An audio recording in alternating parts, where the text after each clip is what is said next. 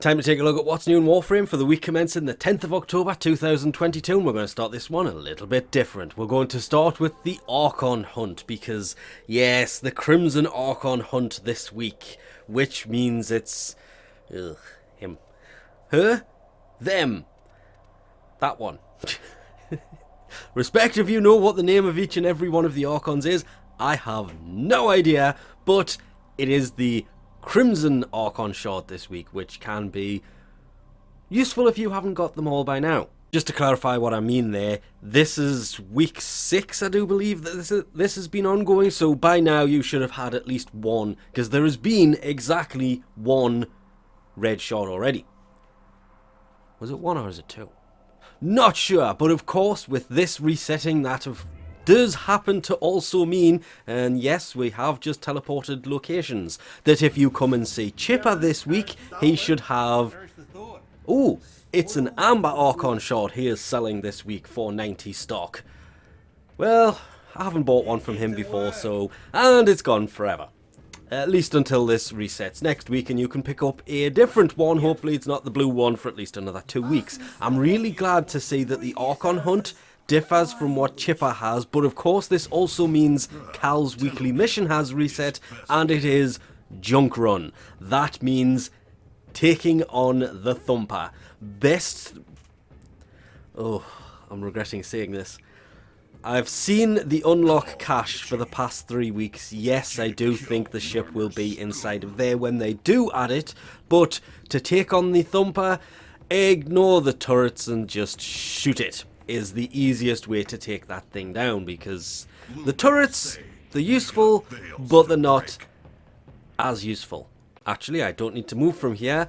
As for Nightwave this week, Elite Acts, complete 3 sorties and survive for over 30 minutes in Kuva Survival. Normal Acts, complete 1 sortie, kind of a no-brainer on that one. Kill 500 enemies, plunder one of Alad V's secret labs on Jupiter. Kind of obvious, it's on Jupiter. Complete 3 capture missions, and feed Helminth any resource. If you are doing Archon Shard sorting out this week, yeah, that one will also be in. Very easy this week. As for offerings, the usual Nihil's Elite, 10,000 Kuva, 5 Nyatan Extract, Vauban Parts, Catalyst, Reactor. Lots of different helmets. For some reason, the Lens Solstice skin has returned yet again.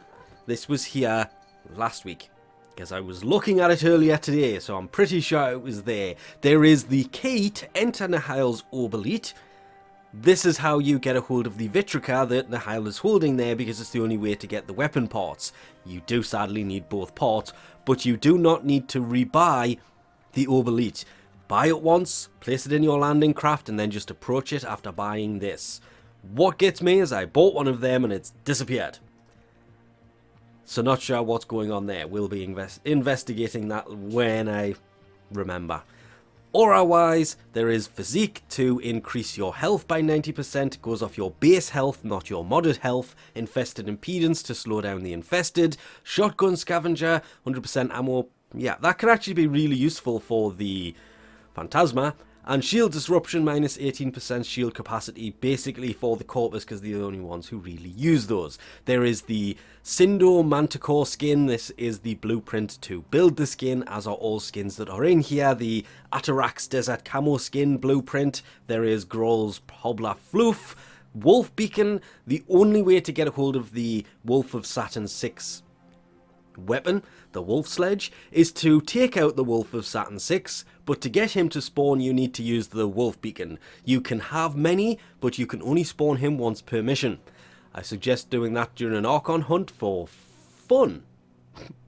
Just before getting to the... actually in the same room that you are doing the second part of the Archon boss battle, because having him there at the same time would make that thing next to impossible to complete, and so much fun to do. I may actually do that one day just for fun anyway.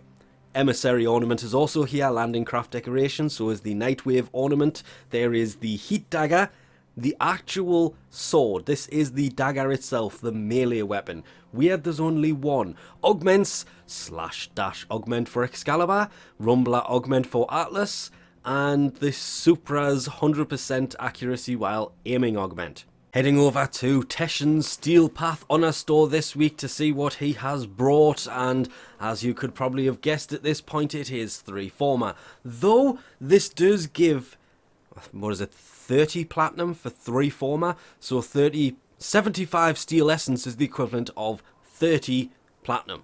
That is what I keep referring to when I keep saying they have given a value to steel essence over platinum, even though steel essence is much harder to get a hold of. But it is 3 former this week, and I did use that, so we will have to purchase another one of those while in here, because I will forget if I don't. Obviously the usual Kuva, that is very worth it. The 10,000 Kuva, and everything else is still exactly the same as it's always been, which to me is just kind of weird, because I'm still waiting for the inaction glyphs, the rest of them, to be put here, but for some reason Sister has one for the Knights of Nabrus, rather than them being put in here and having them rotate through every week.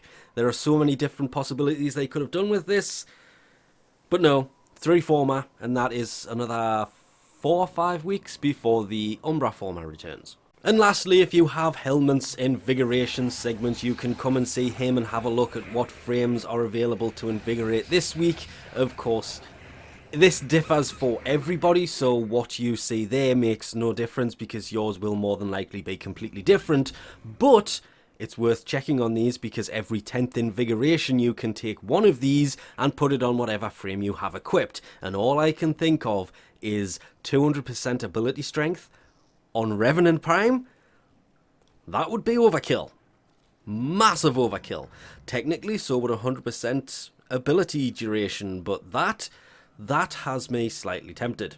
And before I actually forget to mention this, the bonuses here, you can see Chroma with the strength, and that's also different for everybody, as is the weapons that have the same 300% damage buff to them. These are different for everybody, so mine's Chroma, yours will probably be a different frame. And weaponry. I always get rubbish weapons, though the Nell's there and that's not so bad.